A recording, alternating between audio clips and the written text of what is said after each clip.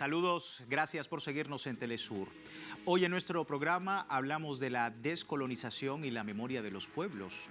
En ese sentido, la historia insurgente, un enfoque académico e intelectual que saca a la luz los aspectos y las expresiones culturales que han sido ignoradas o suprimidas, pues es parte de ese debate, una práctica descolonizadora que busca activamente reivindicar la memoria de los pueblos y desafiar también las narrativas históricas dominantes que a menudo los han relegado a un segundo plano. Descolonización y memoria de los pueblos, hoy en Texto y Contexto. Soy Luis Francisco Blandón. Bienvenidos. La historia insurgente ha develado aspectos invisibilizados y expresiones culturales que poseen su raíz en los pueblos originarios. Al respecto, este ejercicio académico busca reivindicar la memoria y constituye una praxis descolonizadora. Ahí teníamos el perfil de nuestro programa el día de hoy, que habla precisamente de la memoria de los pueblos, de la descolonización. Me acompaña en el estudio Mauri Márquez, él es doctor en Patrimonio Cultural, Antropología y también docente de UNIARTE. Muchísimas gracias. Doctor, por su tiempo con nosotros y la audiencia latinoamericana. También me acompaña Susana Aponte, ella es doctora en Artes y Culturas del Sur. Muchísimas gracias, Susana, por tu tiempo con la audiencia. Y no menos importante, Noemí Frías, doctora en Cultura para América Latina y el Caribe. Doctora, gracias por su tiempo con la audiencia latinoamericana. Vamos a hablar precisamente de lo que significa cuando hablamos de descolonización, de memoria de los pueblos. La historia insurgente se erige como un importante elemento para visibilizar aquellos relatos que no han tenido lugar en la historiografía. Esa es la primera pregunta. Cuando hablamos de descolonización en la historia, ¿a qué nos referimos, doctor Márquez? Sí, bueno, gracias en principio por invitarnos a este extraordinario programa que tiene una audiencia más allá de nuestro país, una audiencia nuestroamericana. Sí. Hablar de la descolonización es colocar el sujeto histórico que ha sido negado, que ha sido invisibilizado en el tiempo y sujeto, digamos, a la desmemoria. Eso no es casual, eso forma parte, digamos, de un compendio histórico del cual muchos de los pueblos, no solamente de lo que conocemos hoy como América Latina y el Caribe, sino del mundo, fueron sujetos dentro de los procesos de dominación.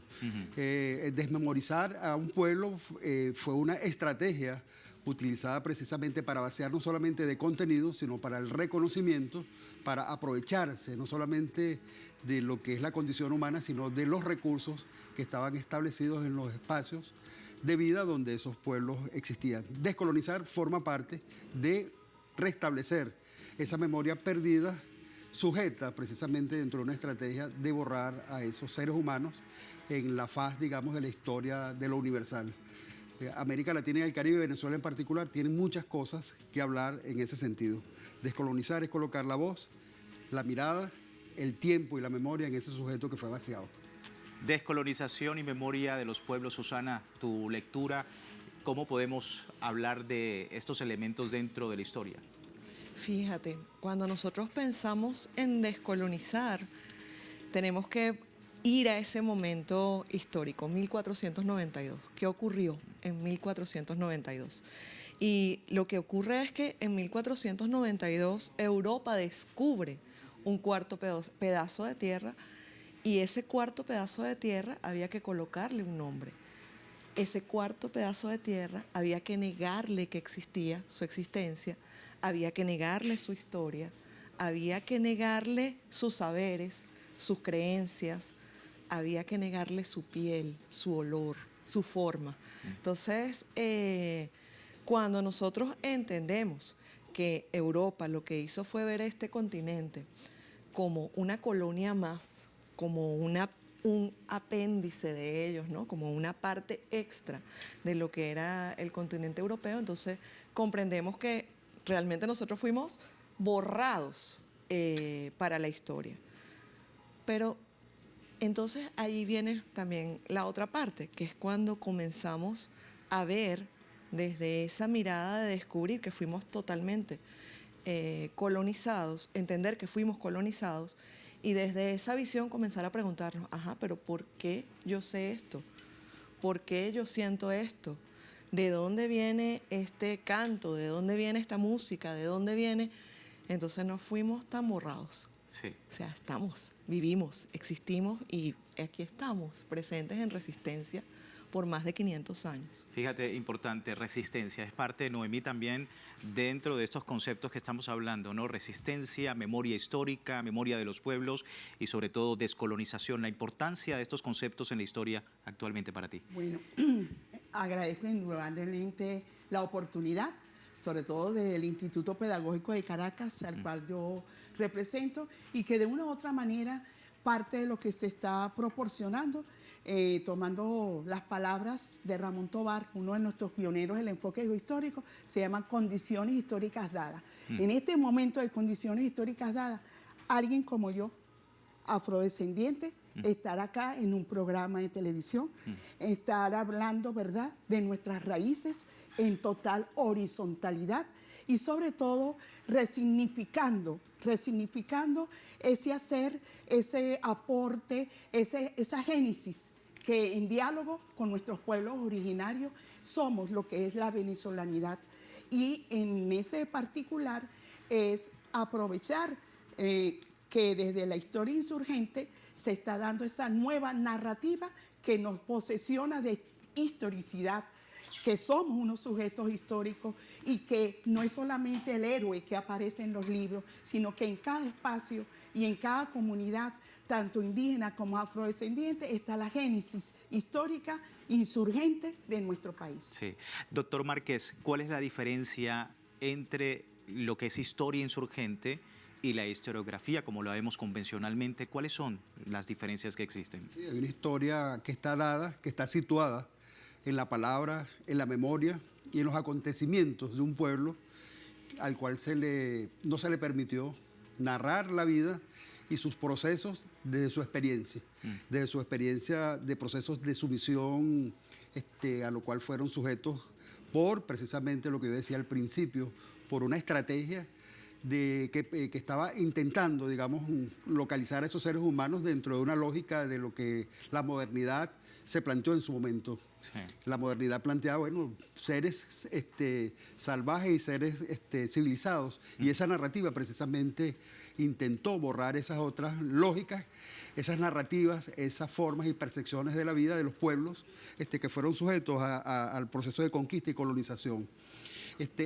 Hay una mirada, digamos, una historiografía que narra esos acontecimientos, digamos que por fuera, muy de manera superficial, muy como acontecimientos. Hay una dinámica de historia insurgente en donde los pueblos, los actores sociales, los actores históricos narran cómo fue, digamos, ese proceso desde el punto de vista de la sensibilidad, de la exclusión, e incluso desde la perspectiva de decir estamos pendientes, estamos vivientes y estamos coexistiendo. Fíjate tú una cosa bien interesante, por ejemplo, en el campo de la mitología, digamos que y las cosmovisiones son relatos que a lo mejor son narrados desde una experiencia eurocéntrica como grandes relatos que están por fuera, pero desde el punto de vista de los pueblos y comunidades descendientes de indígenas, pueblos afros, hay muchas narrativas desde el punto de vista de la cosmovisión, de la percepción sensible, que tiene un tiempo de narrativa que fue visualizado y visibilizado, digamos, por esos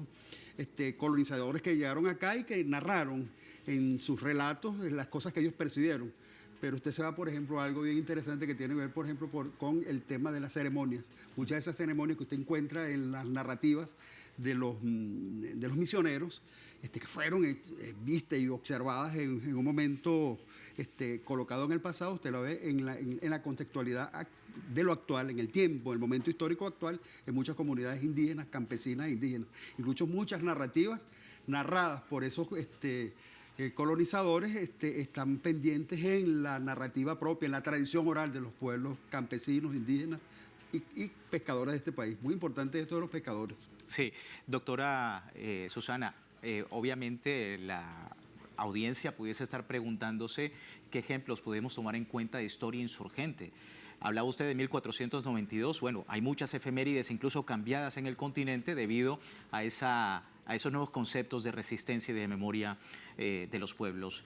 ¿Cómo usted está viendo esa diferencia entre memoria, entre historia insurgente, la historia tradicional, las diferencias que existen y los ejemplos que puede darnos? Bueno, fíjate, yo pensaría un poco en que una de las cosas es esta visión de la historia lineal, ¿no? Que es algo que ya, o sea, por supuesto, estudiamos la historia de modo lineal. Nosotros tampoco vamos a ir en contra de la modernidad, ¿no? Porque somos parte de ella y nos hemos formado en ella. Pero también hay una percepción del tiempo distinta. Entonces, nuestros pueblos originarios, hay una percepción del tiempo donde se convive el presente con el pasado y el futuro, ¿sí? Y esto se vive cuando vemos una manifestación tradicional en un pueblo donde están las cantoras, las bailadoras, están los músicos, ¿sí? Están las generaciones de relevo, los niños tomando esa manifestación, están los abuelos enseñando cómo es la manifestación. Ahí tú estás viendo un proceso histórico y un movimiento en todo el proceso cultural que nos habla de una historia nuestra que está en el pasado, que está viviéndose en el presente y que por supuesto continúa en el futuro. O sea que no se termina allí. Por suerte, y voy a hacer aquí bien, lo voy a tratar de ver por el lado positivo, por suerte el colonizador tomó las manifestaciones tradicionales como algo divertimento o como cosas de esas cosas que hacen ellos, que hacen los negros y que hacen los indios. Esas cosas que realmente tenían una carga muy fuerte.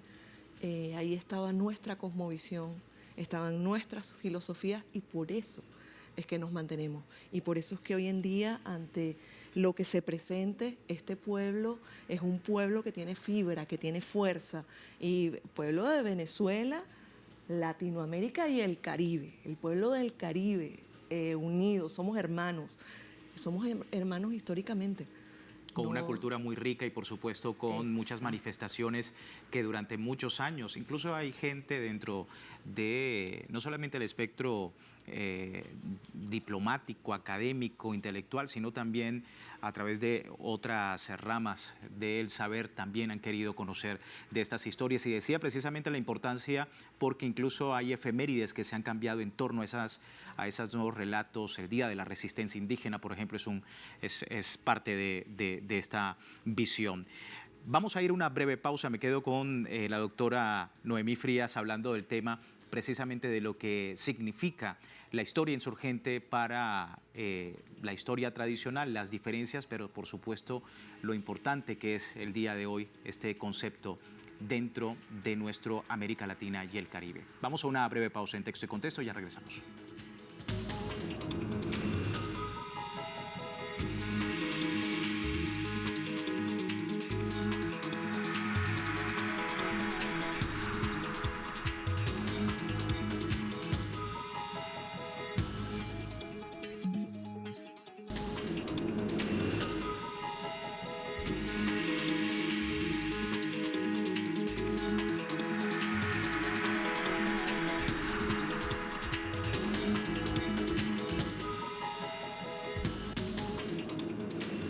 Gracias por seguirnos en Texto y Contexto. Hoy hablando de descolonización y memoria de los pueblos.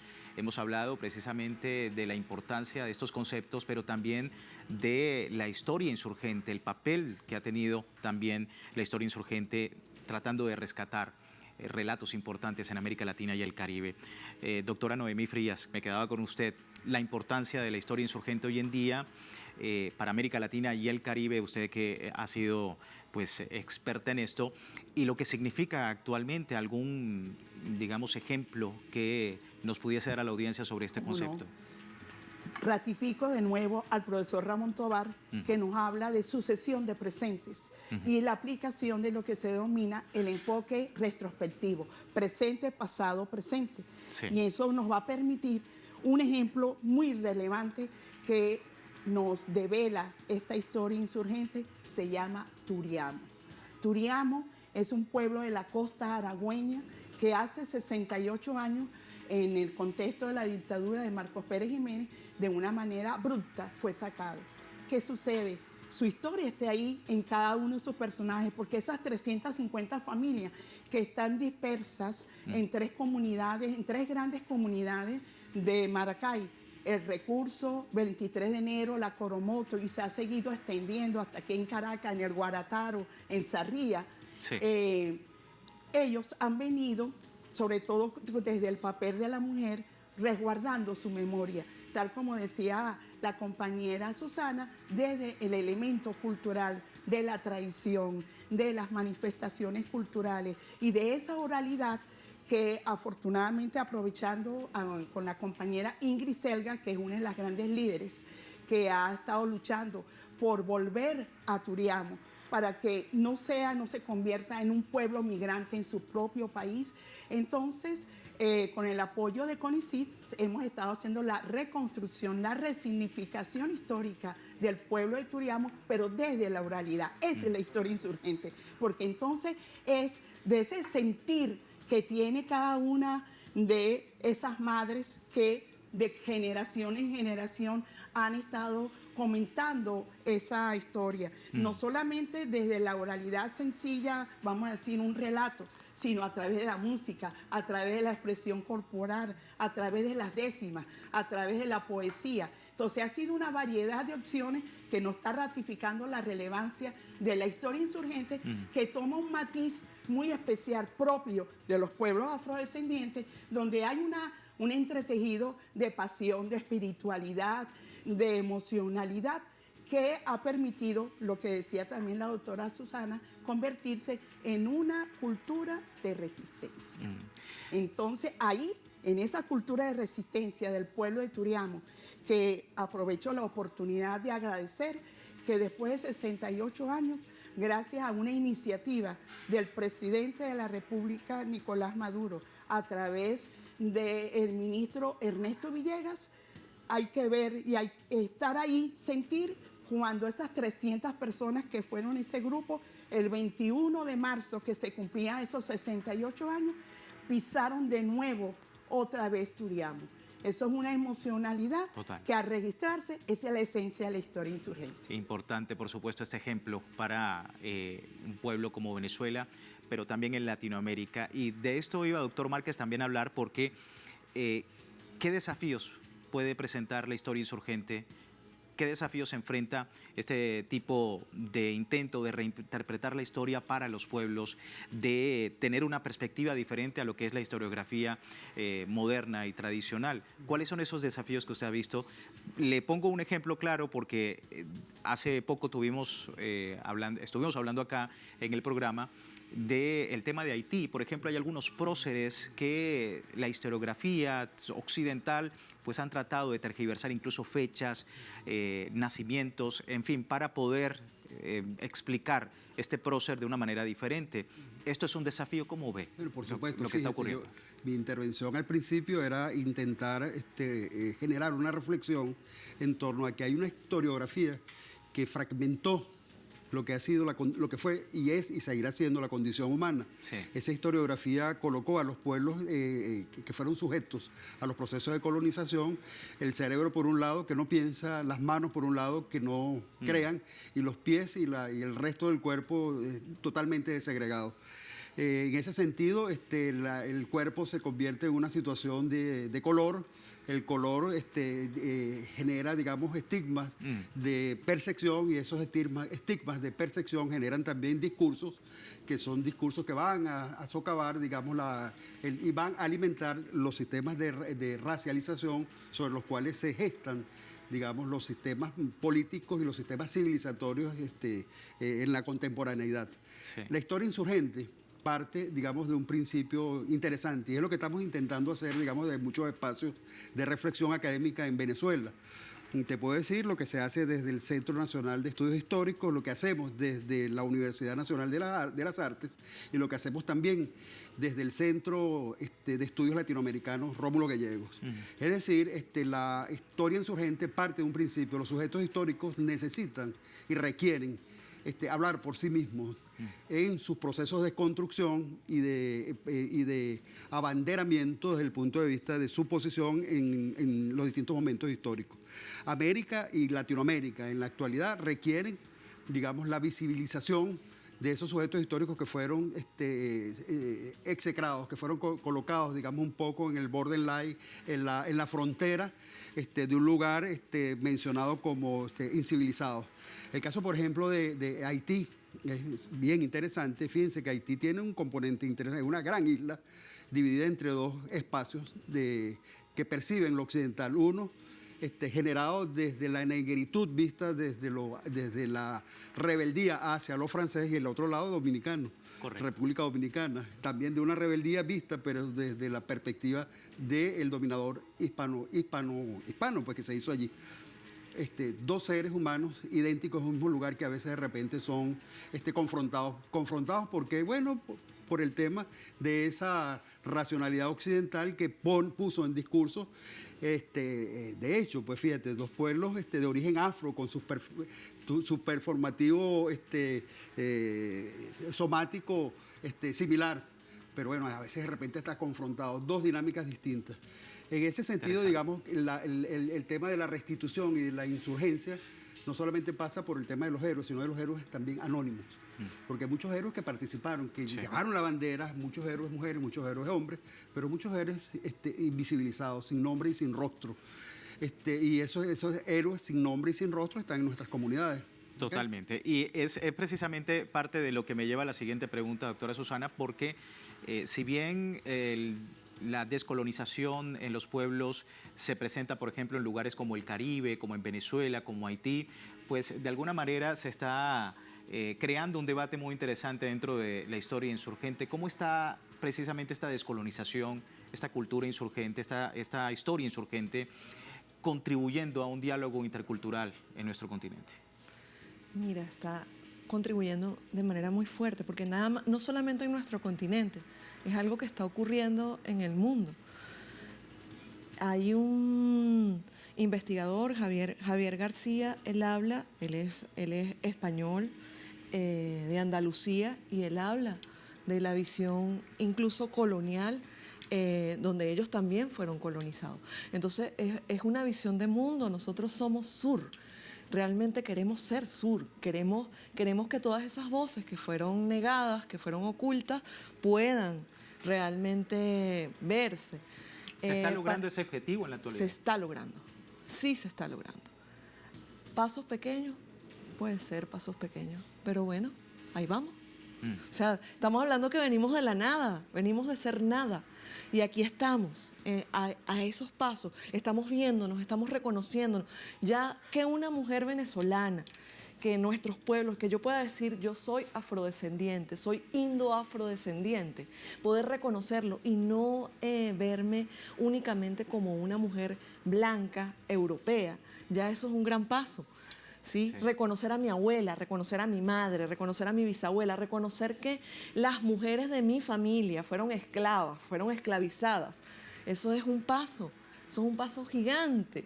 Entonces, bueno, creo que nuestro país está haciendo una labor muy importante en sus universidades. Yo trabajo en la Universidad Nacional Experimental de las Artes, soy investigadora del Centro Internacional de Estudios para la Descolonización Luis Antonio Vigot, donde se está impulsando este trabajo. Desde todos los lugares, nuestro presidente está impulsando la descolonización. Hugo Rafael Chávez Fría, el primer descolonizador para mí, o digamos uno de los abanderados en todos estos procesos de descolonización. Así que creo que sí, que Venezuela además es punta de lanza en este gran trabajo, aunque en el continente haya mucha gente haciendo cosas, creo que esta resistencia que tenemos como pueblo venezolano es vital, es fuerza. Sí. Gracias. Mucha gente haciendo esta labor, como comentabas, y es precisamente esa gente, a nuestra audiencia también, que le invitamos a participar, por supuesto, de este debate a través de contáctenos@telesurtv.net. ¿Qué han aprendido? Yo he aprendido muchísimo. Ustedes también, me imagino, a través de ese contacto puede escribirnos sobre este y otros temas aquí en Texto y Contexto. Lamentablemente se termina el tiempo. Muchísimas gracias a todos ustedes, y en casa también les recuerdo www.telesurtv.net para este y otros temas acá en Texto y Contexto. Soy Luis Francisco Blandón, gracias por seguirnos.